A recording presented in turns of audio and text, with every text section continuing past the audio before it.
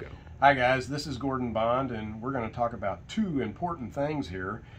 First off, the two biggest questions we get is, how to improve the trigger pull, and the easy way on that is that now I'll just show you that the gun's unloaded here.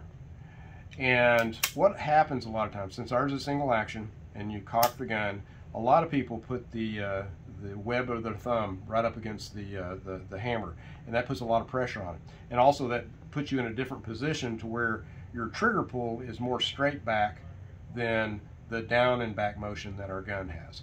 And so what we recommend is you give it a little bit of a gap, and the trigger pull is actually down and back, and that I'll just show you how that works there. So you can see that the trigger goes down and back. So if you do just a slight down motion, it really gives you a nice crisp 7-pound pull, and that's what most of the gun riders out there will say. It's about a 7-pound pull. So one of the other things, this is just a helpful hint for a lot of people, if you have the hand strength and you can cock it one-handed, which is the way I do it most of the time, a lot of people have a little trouble with that.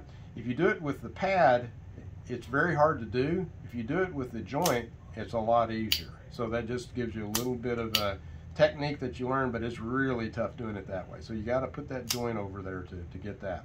Now what a lot of people do is a two-handed, you have your one hand in position where you want to fire, and you use the opposing hand to cock and release. And that just makes it a lot easier. Instead of doing with the palm, this gives you a little bit of stability underneath and stabilization, and easier to cock the gun.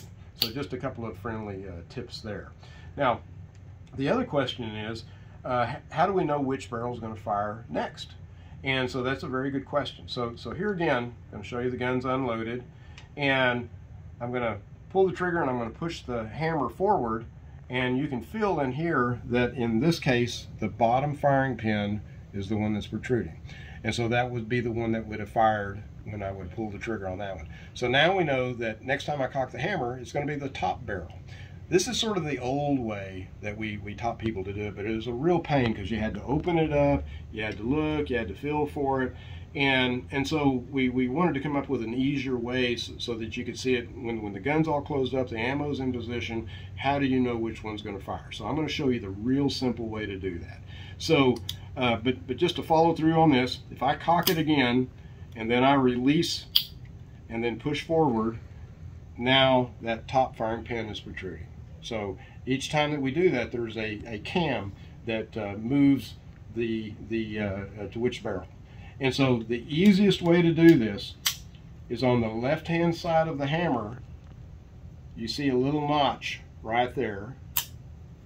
And right now, there's a big gap right there. And that means that the bottom barrel is going to fire. And so when I release this, and then I cock it again, you'll see that there's a little triangle there, and that triangle is actually the hammerhead. So now that hammerhead is in position to hit the top barrel. And that's how simple it is to tell which barrel is going to fire next.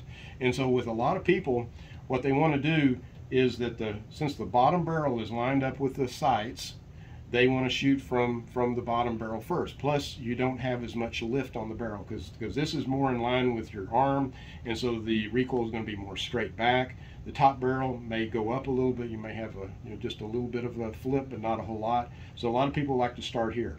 So since we know that this is the top barrel right now, and we want to start with the bottom barrel, we know that when I release this and I cock it the next time and fire it, it's going to be the bottom barrel. It's that simple. And so if you have any questions, always call our customer service, but that's the easiest way to tell on the trigger pull and which barrel will fire next. Hey, have a great day.